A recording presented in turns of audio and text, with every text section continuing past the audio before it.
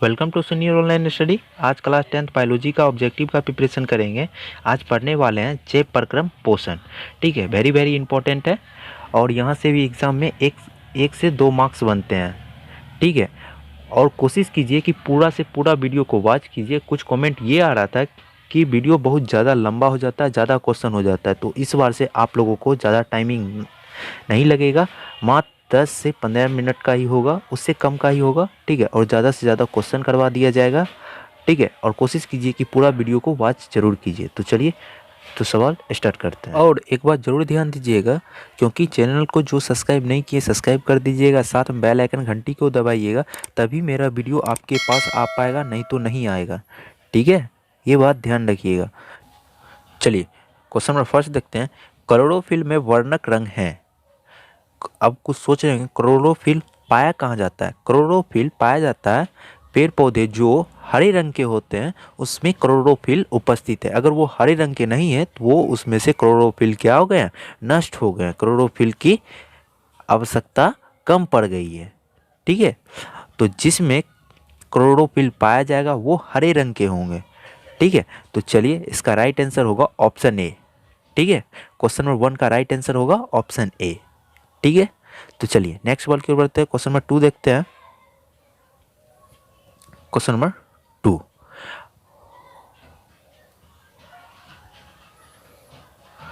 पाचन क्रिया की पूर्ण होती है। पाचन क्रिया कहाँ पे पूर्ण होता है?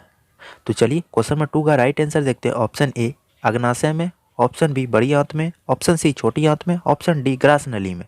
क्वेश्चन नंबर 2 का राइट आंसर होगा ऑप्शन सी, छोटी आंत में क्या होता है?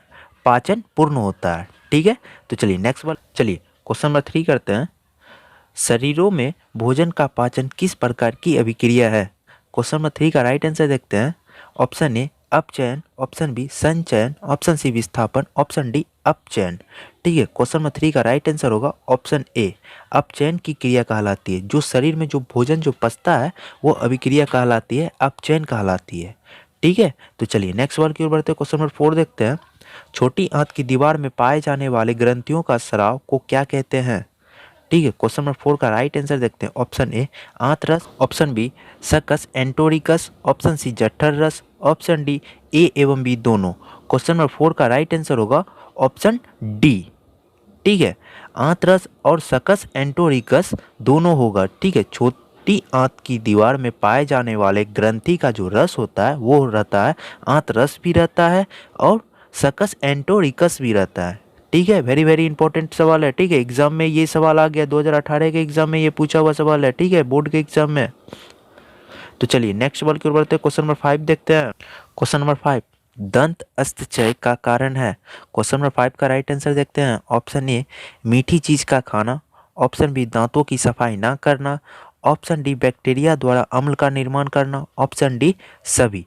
क्वेश्चन नंबर 5 का राइट आंसर होगा ऑप्शन डी सभी होगा। ठीक है, दंत अस्थिक्षय का कारण है सभी। मीठी चीज खाने से भी होगा, दांत की सफाई ना करने से भी होगा, बैक्टीरिया द्वारा अम्ल का निर्माण करना भी होगा। ठीक है, दंत अस्थिक्षय नहीं समझे, दांतों के ऊपर जो पीलापन जो होता है, ये जो गंदगी होता है उसी को कहते हैं दंत अस्थिक्षय। ठीक है, मतलब दांतों के ऊपर गंदगी का रहना। ठीक है, तो चलिए नेक्स्ट सवाल की ओर बढ़ते हैं। क्वेश्चन नंबर 6 देखते हैं। क्वेश्चन नंबर 6, कवक में पोषण की कौन सी विधि होती है?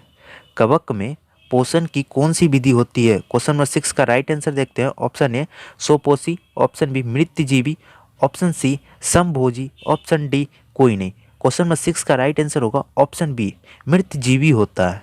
ठीक है, और ये भी एग्जाम में पूछा हुआ सवाल है। ठीक है, बार बार ये एग्जाम में आ चुका है, 17 या 18 में ये एग्जाम में पूछा हुआ है। ठीक है,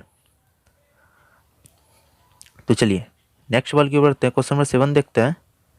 डेंटाइन के ऊपर दांतों की सुरक्षा हेतु पाए जाने वाले कठोर परत को क्या कहते हैं? दांतों के ऊपर जो मसूड़ा रहता है उसे कहते हैं डेंटाइन। ये बात याद रखिएगा, ये भी ऑब्जेक्टिव बन सकता है आपका। ठीक है, तो चलिए क्वेश्चन नंबर 7 का राइट आंसर देखते हैं। Option A enamel, option B canine, option C दंत plaque, option D molar. Question number 7 का राइट आंसर होगा ऑप्शन ए एनामेल। ठीक है। एनामेल जो होता है डेंटल के ऊपर दांतों की परत सुरक्षा हेतु कठोर परत लगी हुई रहती है, उसे कहते हैं एनामेल। ठीक है। तो चलिए नेक्स्ट सवाल की ओर बढ़ते हैं। क्वेश्चन नंबर 8 देखते हैं। क्वेश्चन नंबर 8, निम्नलिखित में जठर ग्रंथि की कौन सी कोशिका हाइड्रोक्लोरिक अम्ल का स्राव करती है? ठीक है, हाइड्रोक्लोरिक अम्ल का स्राव करती है। ठीक है। तो चलिए क्वेश्चन नंबर 8 का राइट आंसर देखते हैं। ऑप्शन ए भित्तीय कोशिका, ऑप्शन बी जाइमोजीन कोशिका, ऑप्शन सी म्यूकस कोशिका, ऑप्शन डी इनमें से कोई नहीं। क्वेश्चन नंबर 8 का राइट आंसर होगा ऑप्शन ए भित्तीय कोशिका। ठीक है। जठर रस ग्रंथि जो हाइड्रोक्लोरिक अम्ल का जो स्राव करता है वो कौन कौन करता है? भित्तीय कोशिका करती है। ये भी एग्जाम में पूछा हुआ सवाल है। ठीक है, वीवीआई सवाल है, एग्जाम में पूछा हुआ सवाल है। ठीक है। तो चलिए नेक्स्ट सवाल की ओर बढ़ते हैं। क्वेश्चन नंबर 9 देखते हैं। क्वेश्चन नंबर 9, मानव शरीर में सबसे बड़ी ग्रंथि के रूप में पाया जाता है। ठीक है, ये भी सवाल वेरी वेरी इंपॉर्टेंट सवाल है। ये बात याद रखिए, ये भी सवाल हर एग्जाम में आता है। बड़े बड़े कंपटीशन एग्जाम में स्टूडेंट से पूछा जाता है, जो स्टूडेंट क्या करते हैं, कन्फ्यूजन कर जाते हैं। ठीक है, लेकिन अगर आप लोग अभी से ही पकड़ बना के रखिएगा तो आपको आगे के क्लास में आपको दिक्कत नहीं होगा, या कंपटीशन हो या आगे की क्लास हो। ठीक है। तो चलिए क्वेश्चन नंबर 9 का राइट आंसर देखते हैं। ऑप्शन ए जठर ग्रंथि, ऑप्शन बी लार ग्रंथि, ऑप्शन सी यकृत ग्रंथि, ऑप्शन डी आंत ग्रंथि। ठीक है। क्वेश्चन नंबर 9 का राइट आंसर होगा ऑप्शन सी यकृत ग्रंथि। मानव शरीर में सबसे बड़ी ग्रंथि पाए जाता है। ठीक है, यकृत ग्रंथि सबसे बड़ी ग्रंथि यकृत ग्रंथि कहलाती है। ठीक है। तो चलिए नेक्स्ट सवाल की ओर बढ़ते हैं। क्वेश्चन नंबर 10 देखते हैं, और वेरी वेरी इंपॉर्टेंट सवाल था। क्वेश्चन नंबर 9, क्वेश्चन नंबर 10, प्रकाश संश्लेषी अंगक हैं। ठीक है, प्रकाश संश्लेषी का अंगक है कौन सा है? ये भी वेरी वेरी इंपॉर्टेंट सवाल है, एग्जाम में पूछा हुआ सवाल है, वीवीआई है। ठीक है। तो चलिए क्वेश्चन नंबर 10 का राइट आंसर देखते हैं। ऑप्शन ए पत्ती, ऑप्शन बी हरित लवक, option C chlorophyll, option D epidermis. ठीक है। क्वेश्चन नंबर 10 का राइट आंसर होगा ऑप्शन बी हरित लवक। ठीक है, प्रकाश संश्लेषण का अंगक है हरित लवक। ठीक है। तो चलिए नेक्स्ट सवाल की ओर बढ़ते हैं। चलिए क्वेश्चन नंबर 11, भोजन का पाचन किस प्रकार की अभिक्रिया है? ये सवाल रिपीटेड है क्योंकि ये सवाल अभी जस्ट ऊपर में कर चुके हैं। ठीक है। क्वेश्चन नंबर 3 सवाल सेम सवाल है। ठीक है। इसका राइट आंसर क्या था? ऑप्शन ए अपचयन। ठीक है। तो चलिए नेक्स्ट सवाल की ओर बढ़ते हैं। क्वेश्चन नंबर 12 देखते हैं। पैरामीशियम में भोजन का अंतर्ग्रहण होता है। सवाल फिर से समझिए, पैरामीशियम में भोजन का अंतर्ग्रहण होता है।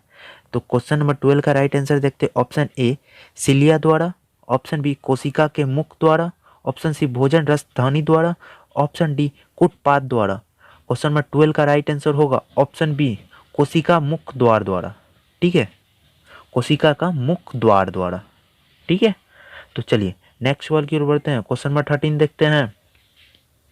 नंबर 13, भोजन का पचना किस प्रकार की अभिक्रिया है? भोजन का पचना किस प्रकार की अभिक्रिया है? ये भी सवाल फिर से रिपीटेड है। ठीक है, दोनों सवाल सेम ही है। ठीक है, फिर ये सवाल रिपीट कर दिया गया है। तो इसका राइट आंसर क्या होगा? अपचयन होगा। ठीक है, आप क्या कीजिए, मिसप्रिंट है तो आप कुछ कह नहीं सकते हैं ना। चलिए क्वेश्चन नंबर 14 देखते हैं। प्रकाश संश्लेषी इकाई है किसका इकाई है? चलिए देखते हैं। क्वेश्चन नंबर 14 का राइट आंसर देखते हैं। Option A chloroplast, option B plastid, option C chlorophyll, इनमें से कोई नहीं। क्वेश्चन नंबर 14 का राइट आंसर होगा ऑप्शन सी क्लोरोफिल। प्रकाश संश्लेषी इकाई है क्लोरोफिल का। ठीक है। तो चलिए नेक्स्ट सवाल की ओर बढ़ते हैं। चलिए क्वेश्चन नंबर 15 देखते हैं। पैरामीशियम में पाए जाने वाले पोषण विधि को क्या कहते हैं? 15 का राइट आंसर देखते हैं। ऑप्शन ए स्वपोषण, ऑप्शन बी मृतजीवी, ऑप्शन सी परजीवी, ऑप्शन डी प्राणीसम। ठीक है। तो क्वेश्चन नंबर 15 का राइट आंसर होगा ऑप्शन डी प्राणीसम। ठीक है, पैरामीशियम में पाए जाने वाले पोषण को क्या कहते हैं? प्राणीसम कहते हैं। ठीक है। तो चलिए नेक्स्ट सवाल की ओर बढ़ते हैं। क्वेश्चन नंबर 16 देखते हैं। ठीक है, क्वेश्चन नंबर 16, मनुष्य के मुख गुहा में कितने जोड़े लार ग्रंथि पाई जाती है? ठीक है, ये भी सवाल वीवीआई है। ठीक है, एग्जाम में पूछा हुआ सवाल है। ठीक है। क्वेश्चन नंबर 16 का राइट आंसर देखते हैं। ऑप्शन ए एक, option B 2, option C 3, option D 4। Question number 16 का राइट आंसर होगा ऑप्शन सी 3। मनुष्य के मुख गुहा में 3 जोड़ी लार ग्रंथि पाई जाती है। ठीक है, तो चलिए नेक्स्ट सवाल की ओर बढ़ते हैं। क्वेश्चन नंबर 17 देखते हैं। अमीबा का मुख्य भोजन है। अमीबा का मुख्य भोजन है। क्वेश्चन नंबर 17 का राइट आंसर देखते हैं। ऑप्शन ए शैवाल के टुकड़े, option B bacteria, option C diatom एवं एक कोशिकीय जीव, ऑप्शन डी इनमें सभी। क्वेश्चन नंबर 17 का राइट आंसर होगा ऑप्शन डी, इनमें सभी होगा। अमीबा का मुख्य भोजन क्या है? शैवाल के टुकड़े, बैक्टीरिया, डाइटम एवं एक कोशिकीय जीव और इनमें सभी। ठीक है, चारों ऑप्शन देख लीजिए। हो सकता है एग्जाम में आपसे चारों ऑप्शन की जगह कोई एक ही ऑप्शन हो। ठीक है, इन सभी चारों ऑप्शन की जगह कोई और ही ऑप्शन आ सकता है। ठीक है, तो चलिए नेक्स्ट सवाल की ओर बढ़ते हैं। क्वेश्चन नंबर 18 देखते हैं। तो चलिए क्वेश्चन नंबर 18 देखते हैं। 18 यहाँ 18 होगा, 8 लिखा हुआ। ठीक है, मिस प्रिंट है। स्वाद कलिकाएं पाई जाती है। स्वाद कलिकाएं कहाँ पाई जाती है? ये भी वीवीआई सवाल है। बहुत स्टूडेंट कन्फ्यूजन करते हैं, बहुत को पता होगा इसके बारे में। तो चलिए 18 का राइट आंसर देखते हैं। ऑप्शन ए अग्नाशय की ऊपर की सतह पर, ऑप्शन बी जीव की ऊपर की सतह पर, ऑप्शन सी अग्र चर्म वर्णक पर, ऑप्शन डी कृष्णी की भीतरी दीवार पर। ठीक है, 18 का राइट आंसर होगा ऑप्शन बी, जीव की ऊपरी सतह पर स्वाद कलिकाएं पाई जाती है। ठीक है, क्योंकि बहुत स्टूडेंट को इसके बारे में पता होगा। स्वाद कलिकाएं वो होते हैं जीव के ऊपर छोटे छोटे दाने दाने छिद्र वाइट वाइट टाइप में होगा इस तरह का, उसे ही कहते हैं स्वाद कलिकाएं, जो आपको भोजन के साथ स्वाद लेने में मदद करता है। ठीक है, तो चलिए नेक्स्ट सवाल की ओर बढ़ते हैं। क्वेश्चन नंबर 19 देखते हैं।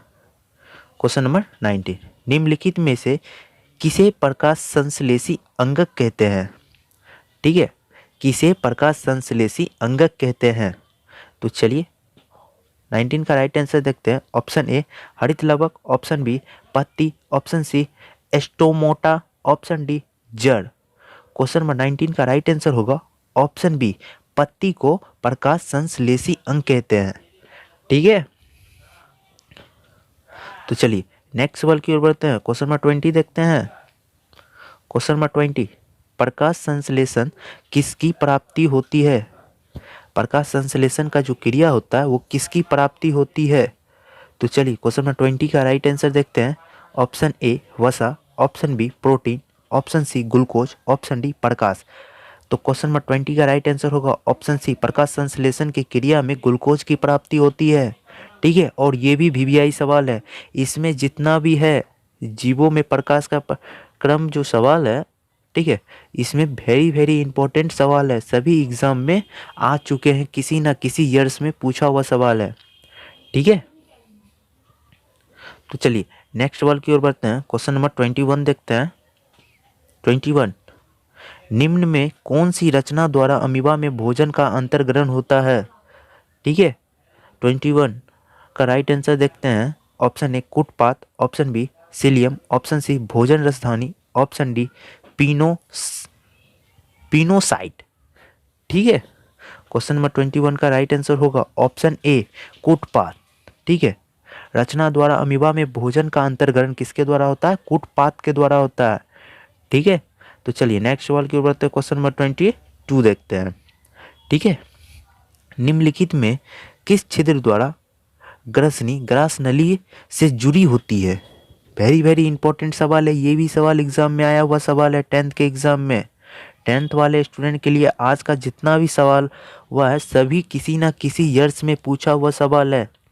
ठीक है, तो चलिए क्वेश्चन नंबर 22 का राइट आंसर देखते हैं। ऑप्शन ए निगल द्वार, ऑप्शन बी कंठ द्वार, ऑप्शन सी मल द्वार, ऑप्शन डी इनमें से कोई नहीं। ठीक है, क्वेश्चन नंबर 22 का राइट आंसर होगा ऑप्शन ए। ठीक है, निगल द्वार। किस छिद्र द्वारा ग्रास नली जुड़ी हुई रहती है? निगल द्वार के द्वारा क्या होती है? ग्रसनी ग्रास नली से जुड़ी हुई रहती है। दोनों अलग अलग है। ग्रसनी ग्रास नली से जुड़ी हुई रहती है। वो कैसे? तो वो ऐसे देखिए, ये ग्रास नली है। ठीक है, ये ग्रसनी है, ठीक है, वो ऐसे करके ऐसे जुड़ी हुई रहती है, लेकिन फिर वो आगे की ओर भागती है, ठीक है, ऐसे जुड़ी हुई रहती है, ठीक है। फिगर के साथ कहिएगा समझाने तो, या नहीं तो आप लोग नेट पे सर्च कर सकते हैं, वो देख सकते हैं, ठीक है। आज का ऑब्जेक्टिव आप लोग को कैसा लगा कमेंट सेक्शन में ज़रूर बताइएगा, और नेक्स्ट डे आप लोगों को इसका अगला पार्ट आएगा, अगला पार्ट में पूरा आपको एक लेसन का क्लियर कर दिया जाएगा, ठीक है। आज ज़्यादा वीडियो लंबा भी नहीं हुआ, कम टाइम में ज़्यादा से ज़्यादा क्वेश्चन कर दिया गया है, और कोशिश कीजिए जितना ज़्यादा स्टूडेंट के पास फैलाइएगा आपको भी फ़ायदा मिलेगा, ठीक है, और ख़ासकर उन लोगों तक भी फ़ायदा मिलेगा जो कोविड-19 के कारण कुछ समय के लिए उन लोगों का पढ़ाई स्टॉप हो गया, उनको चिंता नहीं करना है, और उन लोगों का सिलेबस जल्द से जल्द कंप्लीट कर दिया जाएगा ऑब्जेक्टिव कंप्लीट करने के बाद, ठीक है। हो सकता है इसी मंथ में हम पूरा फिजिक्स, केमिस्ट्री और बायो का ऑब्जेक्टिव कंप्लीट कर देंगे। उसके बाद अगले मंथ में आपको 2 नंबर और 5 नंबर का सवाल का पूरा कंप्लीट कर देंगे, ठीक है। तो चलिए आज क्लास यहीं तक, बाय बाय, नेक्स्ट डे मिलते हैं क्लास में।